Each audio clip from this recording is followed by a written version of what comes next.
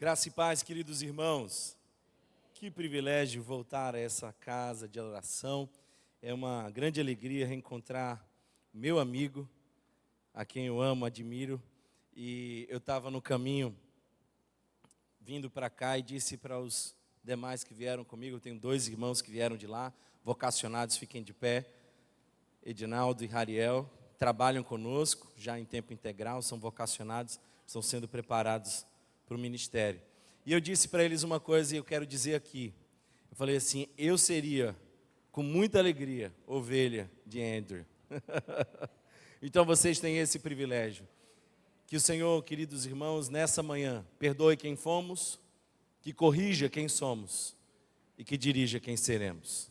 Que a palavra do Senhor encontre o endereço do nosso coração e que nela frutifique a 100 por 1. Que assim seja. Abra sua Bíblia comigo, eu quero compartilhar uma passagem das Escrituras. Hoje nós leremos o Salmo de número 126, Salmo esse tão conhecido, mas cuja palavra se renova e eu creio que há de falar mais uma vez ao nosso coração. Salmo 126, leremos essa passagem e eu espero que ela encontre cada um de nós como um solo fértil hoje. O texto nos diz assim: quando o Senhor trouxe os cativos de volta a Sião, foi como um sonho. Então a nossa boca encheu-se de riso e a nossa língua de cantos de alegria. Até nas outras nações se dizia, o Senhor fez coisas grandiosas por este povo. Sim, coisas grandiosas fez o Senhor por nós, por isso estamos alegres. Senhor, restaura-nos assim como enches o leito dos ribeiros do deserto. Aqueles que semeiam com lágrimas, com cantos de alegria colherão. Aquele que sai chorando enquanto lança a semente, voltará com cantos de alegria, trazendo os seus feixes. Palavras do Senhor. Bom, eu conheço muito bem o pastor de vocês e ele também me conhece bastante. Nós conhecemos detalhes um do outro, a história um do outro, mas hoje eu vou confessar de púlpito uma coisa que ele não sabe. Eu era adolescente quando foi anunciado um festival de música lá na minha cidade. E eu não sou um bom músico como seu pastor, mas eu me aventuro. E decidi me candidatar àquele festival de música. Eu precisava escolher uma canção. E havia uma canção que, embora já estivesse fora de moda, me faria, naquele momento, talvez cantar para todos, porque todo mundo precisava ouvir aquela canção.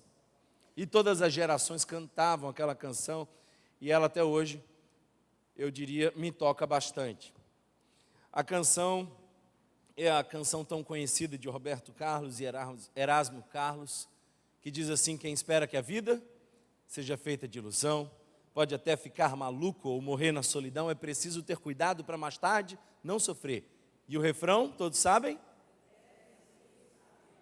A grande questão é que a gente não sabe viver. Se você olhar o mundo lá fora, você vai perceber que as pessoas não sabem viver. Eu sou psicólogo e eu percebo que as pessoas estão adoecendo porque não sabem viver. E saber viver é ter a habilidade de lidar com o passado, com o presente e com o futuro, porque a nossa vida acontece num tempo. E frequentemente nós não sabemos encarar o passado como devia. Frequentemente não temos condições emocionais e não temos a sabedoria necessária para encarar o presente. Frequentemente o futuro nos assusta. Então, eu encontro pessoas que quando não sabem elaborar o passado, começam a sofrer com depressão. Nem toda depressão é a consequência de um passado traumático não elaborado. Existem depressões de diversas ordens, mas algumas dessas pessoas que sofrem porque não conseguiram olhar para o passado da melhor maneira possível. Tem pessoas que não sabem lidar com o presente, estão tomadas de desespero. Eu estava vindo para cá e precisei mandar um áudio para uma jovem que estava com uma ideação suicida. O desespero tomou conta dela. E não raras vezes eu preciso ouvir pessoas que foram tomadas pela ansiedade. O que é ansiedade, senão a projeção catastrófica desse futuro que nós criamos? Na minha vida houveram momentos difíceis, alguns dos quais aconteceram. Outros eram só projeções, pensamentos, E nós vamos sofrendo por isso, nós vamos nos engajando com isso. É preciso saber viver. E como é que a gente sabe viver? Como é que a gente lida com o passado, com o presente, com o futuro? Eu quero hoje usar esse salmo de romagem. Muitos de vocês conhecem o contexto histórico desse salmo. Esse salmo é uma canção de gratidão, é uma canção de esperança, mas também é uma canção de fé. E essa canção acontece logo depois que eles são libertos de um exílio.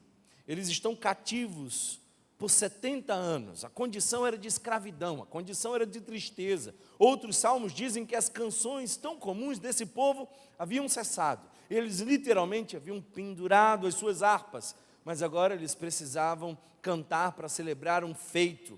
E o feito é de que o rei Ciro, conduzido pelas mãos poderosas de Deus, libertou o povo e eles estão voltando para casa. E agora eles cantam uma canção. E essa canção é tão poderosa que ela pode nos ajudar a viver. Por quê? Porque se a nossa vida é dividida entre passado, presente e futuro, esse salmo também. Perceba que os primeiros versículos, os verbos estão no passado, quando o Senhor restaurou a nossa sorte. Ficamos como os que sonham. Então a nossa boca se encheu de riso e a nossa língua de júbilo, e entre as nações se diziam: grandes coisas fez o Senhor por eles. De fato, grandes coisas fez o Senhor por nós, por isso nós estamos alegres. Esse primeiro bloco é o bloco daqueles que estão olhando para o passado, e olham para o passado com gratidão. Eles olham para o passado lembrando o que Deus fez. Mas nem só de passado vive o homem. E agora eles precisam encarar o presente. Eles chegam, e quando chegam, percebem que há 70 anos aquela terra não era cultivada, cuidada, não tinha nada para colher. Eles precisavam recomeçar. Você já teve uma situação assim? Você já passou por uma experiência onde você celebrou muito e depois percebeu que aquele presente de Deus veio junto com um grande desafio? Todos nós, de algum modo, passamos por isso. Eu lembro dos meus filhos chegarem e eu celebrar com grande júbilo e voltar para casa dizendo agora: Senhor, me ajuda, porque criar um filho nessas condições não é fácil. Todos nós passamos por esse ambiente de celebração, seguido de ambientes de desafio, e agora a gente tem que projetar um futuro. E o poeta já disse: como será o amanhã, me diga quem puder. A gente fica imaginando esse futuro, mas uma coisa é certa: o futuro não será de colheita se nós não começarmos a semear hoje. E o que tinha no coração desse povo que cantava era a certeza de que eles precisavam trabalhar, mas só Deus pode fazê-los colher. Dependemos da graça de Deus. O nosso futuro está nas mãos do Senhor e Ele já está no nosso amanhã. Como viver? Como viver? É preciso saber viver, é verdade. Bom, como viver diante do passado? Celebre o que Deus fez. Porque nós temos razões para pensar mais nas dores, nos traumas, nas feridas, mas hoje eu quero convidar você a colocar os seus olhos no que Deus fez.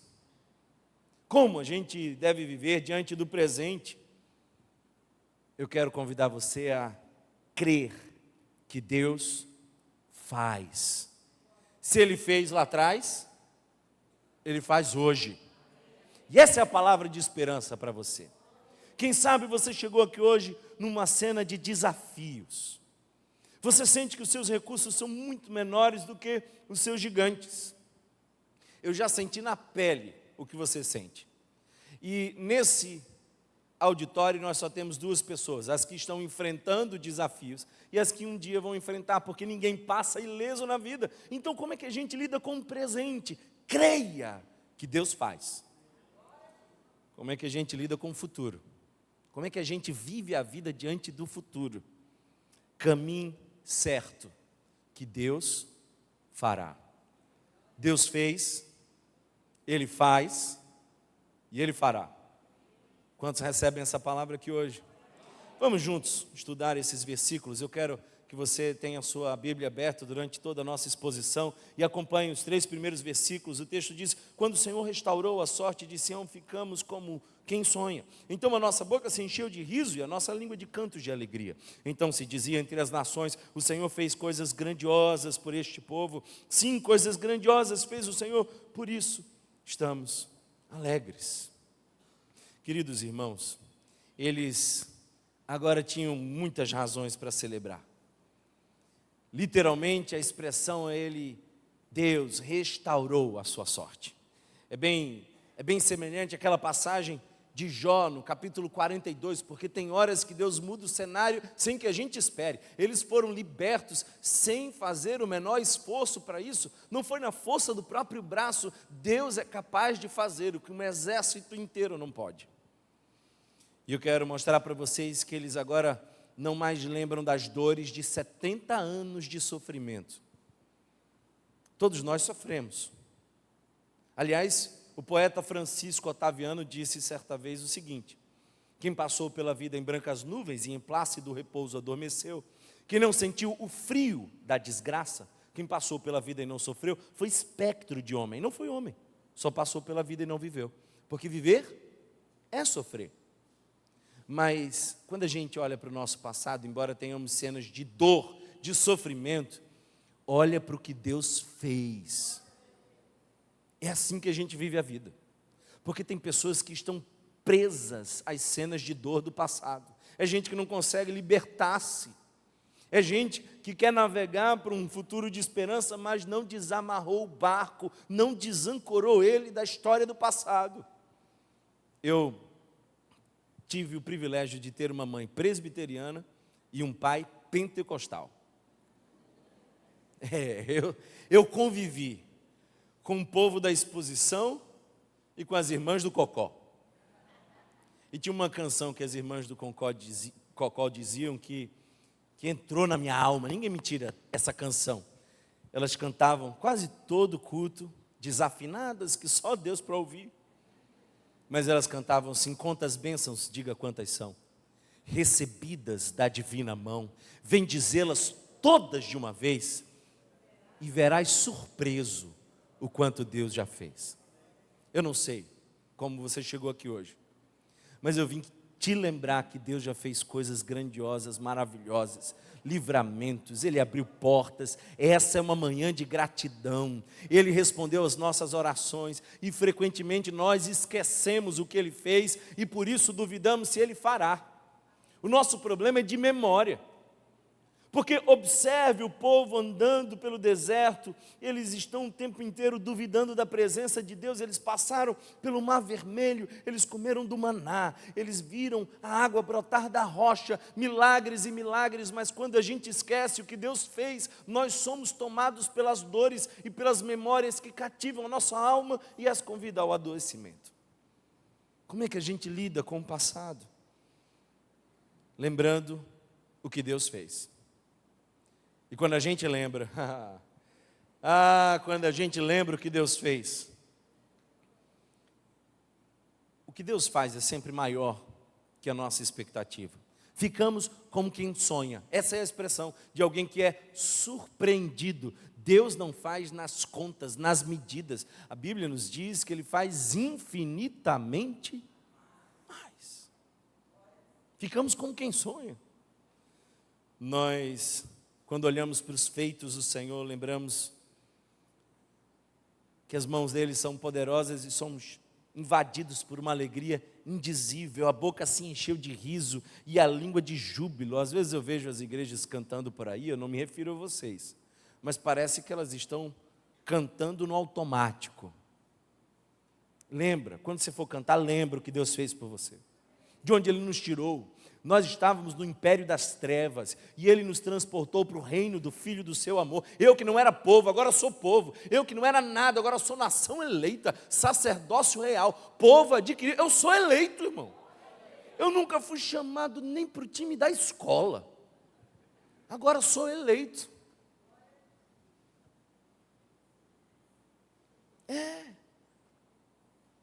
O que Deus faz gera reconhecimento sincero Porque o texto diz, com efeito, grandes coisas fez o Senhor por nós. Eles estão reconhecendo. E o que Deus fez na nossa vida gerou impacto nos outros também. Porque perceba que as outras nações diziam, grandes coisas fez o Senhor por eles. Tem cenários que Deus prepara em nossa vida para impactar alguém. Eu creio que alguns testemunhos não são apenas para edificar o nosso coração, mas os demais, a nação de Israel tinha sido liberta de uma hora para outra, pela vontade de Deus, movendo as mãos do rei Ciro, e agora as outras nações diziam, grandes coisas fez o Senhor por eles. Agora eu não quero aplicar essa mensagem apenas às nossas necessidades mais básicas e os nossos traumas do passado. Tem um cativeiro de onde Ele nos tirou. Nós todos saímos de um cativeiro espiritual muito pior. Para nós, essa libertação aponta para algo muito maior. A salvação em Cristo Jesus. Ele nos libertou do cativeiro das trevas. Ele nos tirou da morte. Nós podemos, ao lembrar o que Ele fez na cruz do Calvário, celebrar hoje. Como é que a gente vive diante do passado? Celebrando o que Ele fez. Mas a segunda pergunta que eu quero fazer é como viver diante do presente. Porque a nossa vida é feita de desafios. E o meu conselho para você hoje, à luz desse texto, é creia que Deus faz. Se Ele fez, Ele faz. E o verso 4 nos mostra, restaura, Senhor, a nossa sorte como as torrentes no Neguebe. Você deve lembrar que quando esse grupo chegou, Jerusalém estava em ruínas, o templo estava destruído, os inimigos devastaram aquele lugar. Eles estavam diante agora de um grande desafio. Quem sabe é assim que você está hoje. Mas a restauração começa com um clamor. A crise não deve gerar desânimo, apatia, apostasia. Deve gerar clamor. Quanto mais apertados somos, mais clamamos ao nosso Deus. Restaura, Senhor. Nós precisamos aprender a quem clamar no meio da adversidade. Porque no meio do sofrimento tem muita gente que escolhe o lugar errado para pedir ajuda.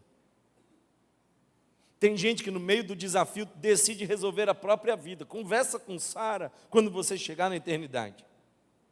Ela vai te contar como, tentando resolver o próprio dilema, gerou um ainda maior. É assim, quando a gente põe a mão, dá errado. Quando a gente quer controlar e fazer do nosso jeito, piora. Eu lembro de uma jovem que, na tentativa de resolver um problema de relacionamento, foi buscar numa cartomante. Talvez você diga que loucura, mas no meio do sofrimento, do desafio, as pessoas fazem as coisas mais loucas. Quem nós devemos clamar no meio do desafio, quando estamos diante de uma situação presente? É ao Senhor. A restauração é obra divina. Não pode ser promovida pelo homem. É a restauração do Senhor. E eu quero que você entenda que esse Deus, que fez de um vale de ossos secos um exército numeroso, esse Deus está aqui nessa manhã. Esse é o nosso Deus. Só Ele sabe, só Ele pode. E eu quero dizer que a restauração é transformadora. Porque a ilustração que está dentro dessa passagem é linda. Ele descreve um deserto. Se você já esteve no Neguebe, sabe que é um deserto árido, rochoso, lá em Israel. E durante quase todo o ano, esses leitos estão secos.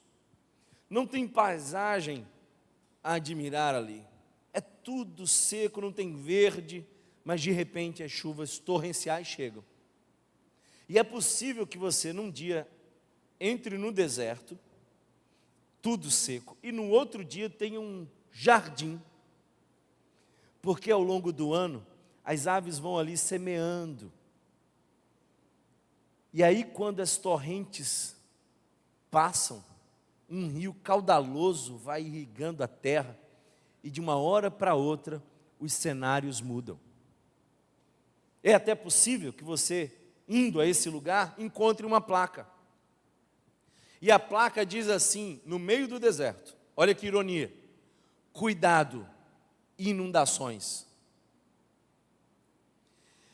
Eu vim aqui hoje botar essa placa no seu deserto. Porque Deus muda cenários, transforma realidades. Eu não sei pelo que você está passando, mas pela fé nós podemos clamar, e Ele tem poder, e Ele faz de um deserto um jardim. Das paisagens mais áridas na nossa vida, Ele faz brotar um manancial. Mas eu não quero aplicar essa passagem apenas às nossas realidades, os nossos desafios do presente. Sabe qual é o nosso maior desafio do presente? É a santificação. Porque nós somos convidados o tempo inteiro a viver nesse deserto árido da vida. Não é fácil. As redes sociais nos convidam ao pecado. Essa cosmovisão do mundo nos convida ao adoecimento. Nós estamos correndo cada vez mais, adoecendo cada vez mais. Estamos perdidos no meio de um deserto. Mas eu creio que é possível viver fiel no meio do deserto. E um dia esse deserto termina. As fontes do Senhor passam de maneira torrencial. Cuidado, porque tem uma tempestade de bênção, fortalecendo você para viver em santidade, no meio do deserto. Mas um passado de glória não garante um presente glorioso. A fé verdadeira é a certeza de que Deus está agindo agora em favor daqueles que esperam nele, mesmo quando tudo parece estéril, mesmo quando tudo ainda parece seco. E a palavra de Deus hoje é essa para nós: quem crê em mim, como diz a Escritura, do seu interior fluirão rios de água viva. Você pode estar no deserto, mas tem um rio brotando no seu coração. Como é que a gente vive diante do passado? Lembra o que Deus fez. Como é que a gente vive diante do presente? Não se desespere. Lembre que Deus faz, e Ele pode fazer hoje. Ele muda cenários hoje. Eu sou prova viva de que os cenários de Deus podem mudar. E muda de uma hora para outra. A nossa vida muda num instante. E quem pode e quem controla está aqui nesse lugar. Mas eu quero terminar essa reflexão fazendo uma última pergunta: como é que a gente vive diante do futuro? Se a gente precisa celebrar o que Deus fez, se a gente precisa crer que Deus faz, eu também vim aqui dizer: caminho certo de que Deus fará. Aqueles que semeiam com lágrimas, com cantos de alegria colherão. Aquele que sai chorando enquanto lança a semente, voltará com cantos de alegria, trazendo os seus feixes.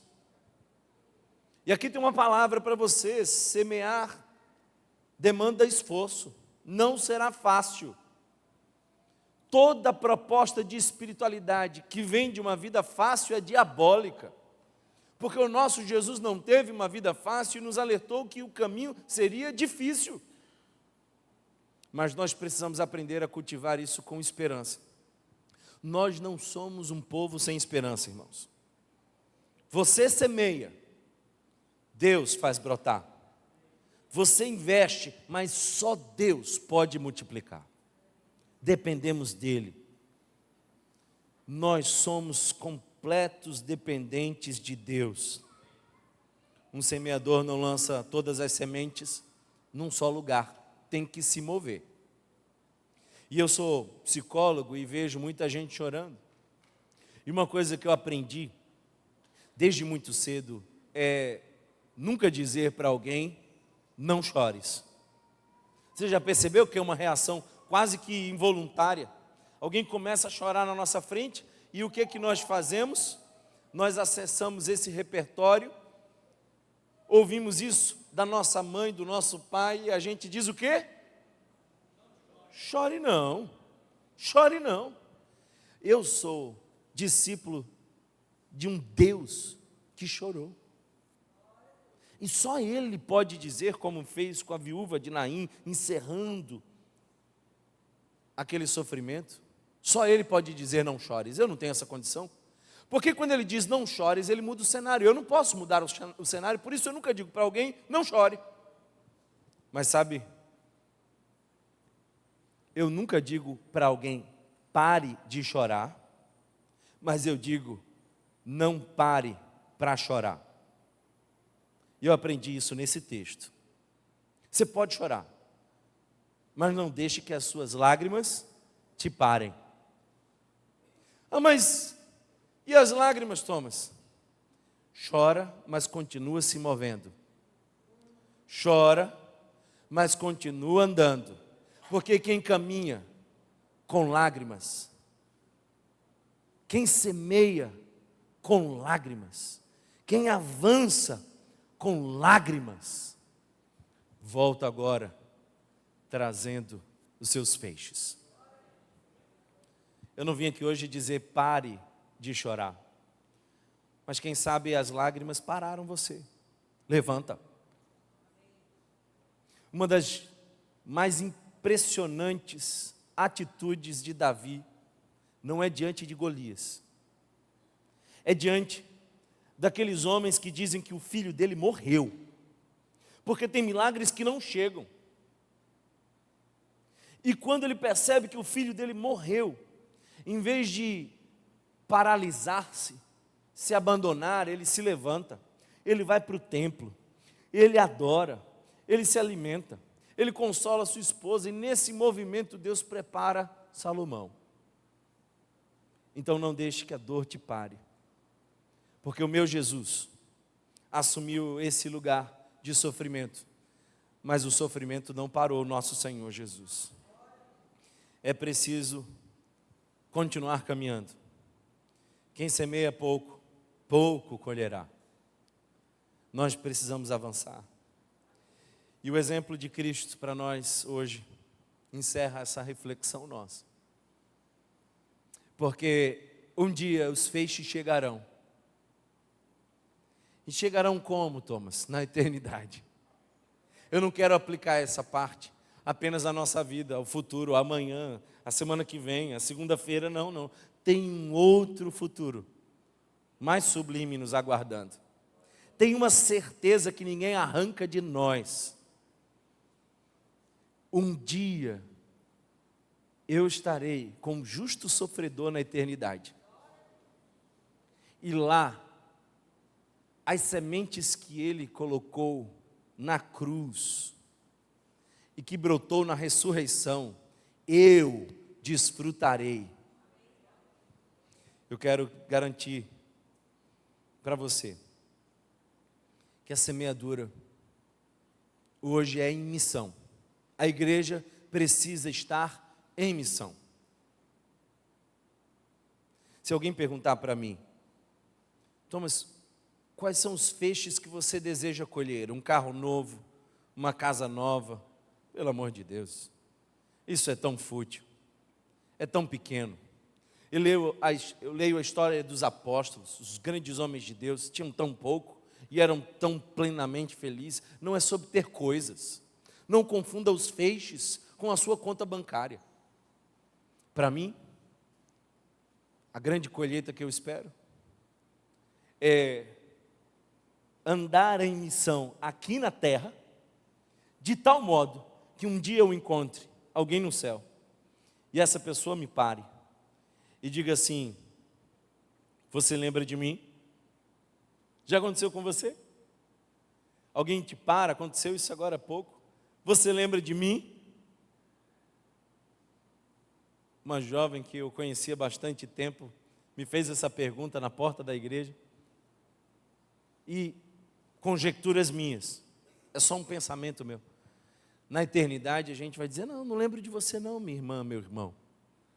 E essa pessoa vai dizer assim, foi porque você caminhou em missão, que a semente do Evangelho caiu aqui dentro. E eu entendi a mensagem da cruz, e a graça gloriosa, e hoje sou co-herdeiro com Cristo. E estou na eternidade porque você esteve em missão.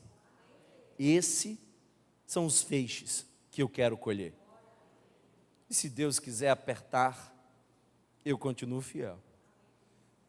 Mas uma coisa é certa, o nosso futuro já está garantido. Eu encerro com uma ilustração de uma criança. Ela estava empolgada num dos seus livros, uma dessas historinhas cativantes, e a mãe abre a porta e diz assim, filha, você ainda está dormindo? E ela disse, é que a história está muito boa, está empolgante. E a mãe disse, olha, você tem 2 minutos para apagar a luz e se deitar. Ela, sabendo que não era tempo suficiente para terminar a história, sabe o que ela fez? Esperta que era, abriu na última página, foi para o último capítulo, e ela descobriu como a história terminava. Foi dormir em paz, porque ela não sabia o que ia acontecer nas cenas mais próximas, mas sabia como terminava a última cena da sua história. Ela foi dormir em paz. Eu não sei, e você não sabe, como vai ser o dia de amanhã. Mas o futuro é nós desfrutando na presença dEle, dos feixes na eternidade. E Ele fará. Como, Thomas? É preciso saber viver. É preciso. Como? Troca as dores do passado pela celebração do que Deus fez. Troca o desespero do presente pela certeza que Deus faz. E troca a ansiedade do futuro pela convicção que Ele fará. Vamos juntos orar ao Senhor. Feche os seus olhos, deixe que o Senhor ministre ao seu coração. É preciso saber viver. E a pessoa que pode nos ensinar é Jesus de Nazaré. Sua vida é perfeita, irrepetível. O homem mais fascinante que pisou o chão do planeta Terra, mas ele não é só um homem, ele é o próprio Deus. E na cruz do Calvário, Deus estava em Cristo reconciliando consigo o mundo. A nossa salvação aconteceu no passado. E só aconteceu por conta de Jesus. Mas a nossa santificação acontece no presente. E só acontece porque Jesus nos faz perseverar. Mas um dia acontecerá a nossa glorificação no futuro. E essa glorificação está garantida, porque Ele já tem um corpo glorificado, Jesus de Nazaré. É a nossa esperança. Que você hoje lembre da sua salvação, essa libertação do cativeiro espiritual, que você lembre hoje da santificação, esse desafio de viver nos desertos de hoje, e que você tenha a certeza da glorificação, a esperança do futuro que Jesus garantiu para nós. Senhor, eu oro nesse momento por pessoas que passam por cenários difíceis. Eu oro para que a Tua esperança, Senhor, visite o nosso coração. Que nós sejamos hoje visitados pelas chuvas torrenciais da Tua graça, trazendo renovo em nossa vida. Aqueles que hoje estão no deserto, que experimentem, Senhor, ver as torrentes da Tua graça sobre nós. Deus, eu sei que tem gente ferida, machucada, decepcionada, gente que disse eu não confio nunca mais, gente que lembra constantemente das dores, gente que está em parte vivendo o passado, mas que elas hoje sejam levadas a lembrar que mesmo quando as mãos feriram, as mãos feridas da cruz curaram e deram livramento e graça. Nós temos mais razão para agradecer do que para lamentar. E hoje nós escolhemos colocar os nossos olhos não na tristeza do que fizeram conosco, mas na alegria do que Jesus fez por nós. Eu oro, Senhor, nesse momento, pedindo que Tu nos ajude a caminhar, que as tristezas, que as lágrimas não nos parem, porque nessa condição de seres humanos até vamos chorar, mas que a gente continue perseverando, caminhando, semeando, e que nessa missão sagrada de semear a palavra do Evangelho, um dia venhamos a colher os feixes, a 100 por 1, de vidas que foram alcançadas pela mensagem do Evangelho, porque essa é a causa que deve mover a igreja. Essa, Senhor, é a causa do Teu coração, que a gente continue saindo a semear. Essa é a semente do Evangelho. Pai, o que me cabia dizer, nas limitações que eu tenho, no tempo que eu tinha, eu disse. Ao pregador cabe semear, mas só Tu, Espírito Santo, pode convencer-nos do pecado, da justiça e do juízo, e fazer brotar a semente, e que ela hoje brote no solo fértil do nosso coração, e que frutifique a 100 por 1, que assim seja, para a glória do Senhor, e para o bem dessa igreja.